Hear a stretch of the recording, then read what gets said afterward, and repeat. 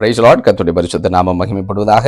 ரோமர் 5வது அதிகாரம் 9வது வசனம். இப்படி நாம் அவருடைய இரத்தத்தினாலே நீதிமான்களாக்கப்பட்டிருக்க கோபாக்கனைக்கு நீங்களாக அவராலே நாம் ரட்சிக்கப்படுவது அதிக நிச்சயமாமேன். Price Lord. பாருங்க கர்த்தருடைய பிள்ளைகளை, ஆண்டவராகிய தேவன் ரோம திருச்சபையில முதல் நூற்றாண்டு கிறிஸ்தவர்களுக்கு ஆண்டவரை அறிந்த ஜனங்களுக்கும் ஆண்டவர் அறிய போகிற ஜனங்களுக்குமாய் எழுதுகிறதான நிருபந்தான். இப்படி நாம் அவருடைய இரத்தத்தினாலே நீதிமான்கள் ஆக்கப்பட்டிருக்க என்று சொல்லி கர்த்தருடைய வார்த்தை ஆரம்பிக்கிறது. பாருங்க, இன்னைக்கு உலகத்துல ஒவ்வொரு ஜனங்களும் இரத்தத்தின் மேல நம்பிக்கை வைத்திருக்கிறார்கள்.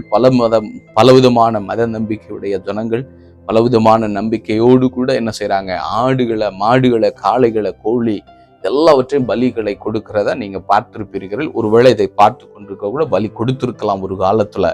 ஆனால் ஒன்று மட்டும் தெரியுமா, பழைய ஏற்பாட்டில் ஆண்டவராகிய தேவன் யெகோவாக தேவனாக வெளிப்பட்ட போது அவர் மனுஷனுடைய பாவங்களுக்காக மனிதன் செய்த பாவத்திற்காக அவர் என்ன சொன்னாரு, பலிகளை கொடுக்கும்படிக்காக அந்த பலி என்கிறதான அந்த சட்டங்களை கர்த்தராகிய தேவன் மோசே என்கிற தீர்க்கதரிசி மூலமாய் கர்த்தர் பேசி அதை கற்றுக் கொடுத்து வருகிறதான ஒரு பலியை கொடுத்து அவர்கள் ஞாபகப்படுத்த வேண்டும் என்பதற்காக இரத்தம் சிந்துதல் இல்லாமல் பாவ மன்னிப்பு உண்டாகாது என்று சொல்லி எபிரேயர்ல ஆக்கியோன் அதை எழுதி வைத்திருக்கிற வார்த்தையின்படியாக அந்த காரியங்களை பழைய ஏற்பாடுல கர்த்தருடைய ஊழியக்காரர்களுக்கு கர்த்தர் கற்றுக் கொடுத்து கர்த்தருடைய பிள்ளைகள் அந்த பலிகளை செய்து வருகிறார்கள். ஒன்று.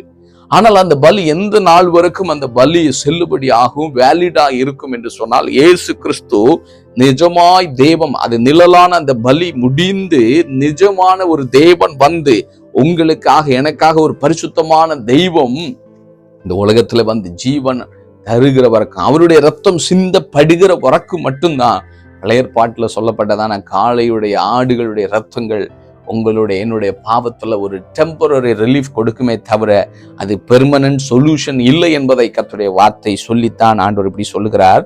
அப்போ யாருடைய ரத்தத்தினால நீங்களும் நானும் கர்த்தருடைய பிள்ளைகளாய் நீதிமான்களாக உங்க பாவங்கள் மன்னிக்கப்பட்டு பரிசுத்தமாக்கப்பட முடியும் என்று சொன்னால் ஆண்டவர் இங்க சொல்லுகிறார். யாருடைய ரத்தம் என்று சொன்னால் இயேசு கிறிஸ்துடைய ரத்தம். இன்னைக்கு இதை கேட்டுக்கொண்டிருக்கிற கர்த்தருடைய பிள்ளைகளை, நீங்க யாருடைய ரத்தத்தை நம்பிக்கொண்டிருக்கிறீங்க? ஒருவேளை இன்றைக்கும் இதை இயேசுவை அறியாதவர் கேட்டுக்கொண்டிருப்பீங்கன்னா பல ரத்தங்களை நம்பிக்கொண்டிருக்கிறீங்களா? அந்த ரத்தம் ஒன்றும் உங்களுடைய பாவத்தை மன்னிக்காதுங்க.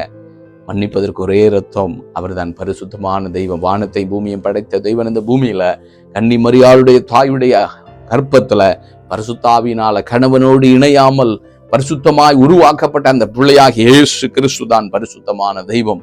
அந்த பரிசுத்தமான தெய்வம் மற்றும் அவருடைய ரத்தம் மட்டும் தான் என்ன செய்யுமா, பாவத்தை மன்னிக்கக்கூடிய அதிகாரமும் வல்லமை உடையது என்பதை கர்த்தர் இன்னைக்கு பேசுகிறார்.